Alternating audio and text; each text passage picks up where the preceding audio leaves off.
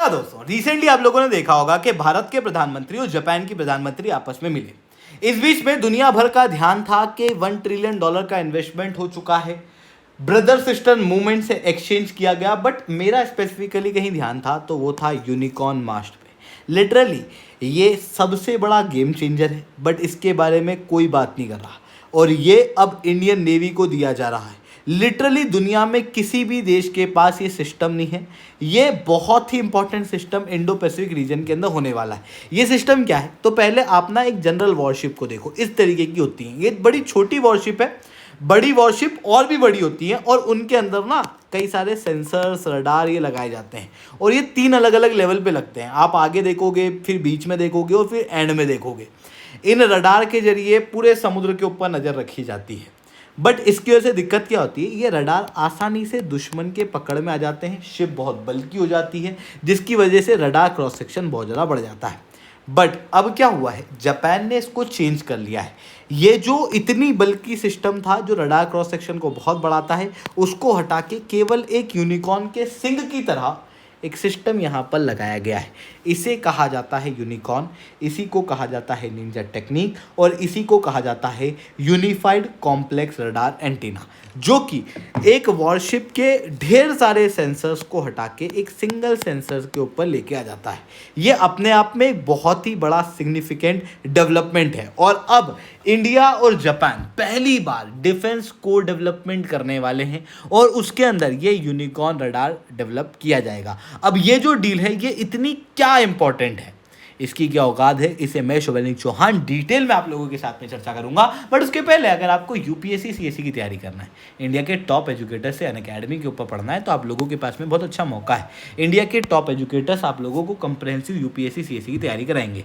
Study material, one on one mentorship, test series, ये सब कुछ आपको मिलेगा मार्केट के सबसे कम रेट के अंदर। तो अगर आपको अनअकैडमी के ऊपर जुड़ना है, you can use the code SRC10। SRC10 code का यूज़ करने के बाद में अनअकैडमी के सब्सक्रिप्शन के ऊपर आपको हाईएस्ट डिस्काउंट अवेलेबल हो जाएंगे। लिटरली आप देख सकते हो, जो अभी तक अनअकैडमी का सब्सक्रिप्शन आपको हाई कॉस्ट में पड़ता था, SRC10 कोड लगाने के बाद आपको 60% तक का डिस्काउंट मिलेगा। 9 महीने के सब्सक्रिप्शन पे 9 महीना फ्री मिलेगा। साथ में अगर आपका 18 महीने के बाद भी सिलेक्शन नहीं होता है तो 9 महीने और आपको फ्री दिया जाएगा।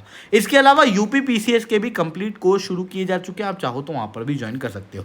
चलिए दोस्तों, समझने का प्रयास करते हैं यहाँ पे क्या हुआ है। अप्रैल 2014, ये बहुत ही इंपॉर्टेंट समय है। बेसिकली क्या हुआ था कि वर्ल्ड वॉर 2 के बाद से जापान ने डिफेंस के एक्सपोर्ट पे पूरी तरीके से बैन लगा दिया था।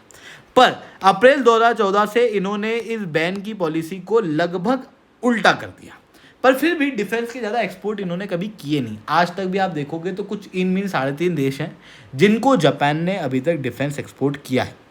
इंडिया और जापान डिफेंस के अंदर मिनिस्टेरियल टॉक्स करते हैं, स्ट्रेटेजिक डायलॉग्स करते हैं, पर कभी भी डिफेंस के अंदर साथ में प्रोडक्शन किया नहीं है।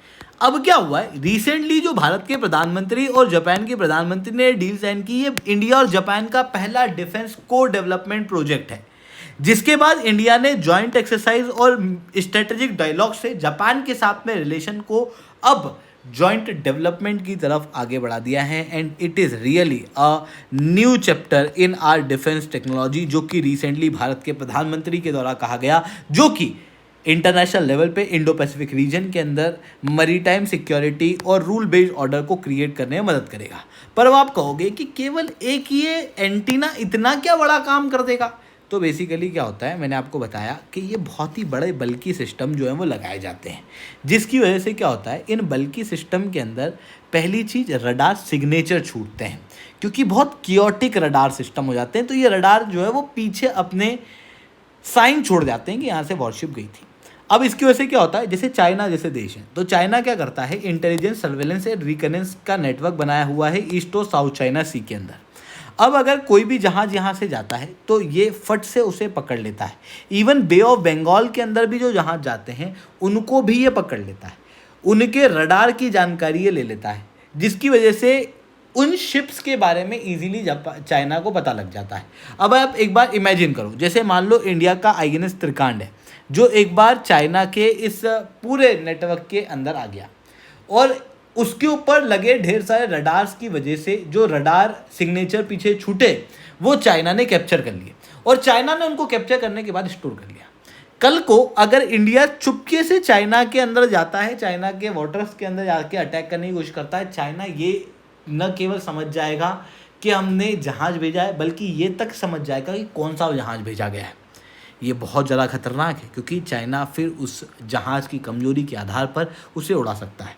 बट यूनिकॉर्न की बात करें तो यूनिकॉर्न के अंदर रडार क्रॉस सेक्शन तो कम है ही। मतलब अगर इंडिया इस रडार को लगा के अगर चाइना के रीजन में जाता है तो चाइना के रीजन ईजिली इसे डिटेक्ट नहीं कर पाएंगे, और अगर डिटेक्ट कर भी लेते हैं तो वो पता नहीं कर पाएंगे कौन सा जहाज़ आया है, क्योंकि ये जहाज़ पीछे अपने लिटरली अगर आप देखोगे तो किसी भी प्रकार के सिग्नेचर नहीं छोड़ता, जिसकी वजह से ये काफ़ी ज़्यादा इफेक्टिव सिस्टम देखने को मिलता है, जो कि अब इंडिया और जापान को डेवलप करेंगे। अब आप कहोगे कि को डेवलपमेंट किस तरीके से किया जाएगा, तो देखो जापान जो है वो एक्सपर्टाइज देगा, फिर उसके बाद में प्रोटोटाइपिंग और टेक्नोलॉजी ट्रांसफ़र किया जाएगा, और फिर साथ में क्रो प्रोडक्शन इंडिया के अंदर किया जाएगा, जिसकी वजह से मेक इन इंडिया इनिशिएटिव जो है वो भी यहाँ पर प्रमोट होने वाला है। और अगर आप देखोगे तो दुनिया के अंदर किसी भी देश के पास इस तरीके की टेक्नोलॉजी नहीं है एक्सेप्ट जापान।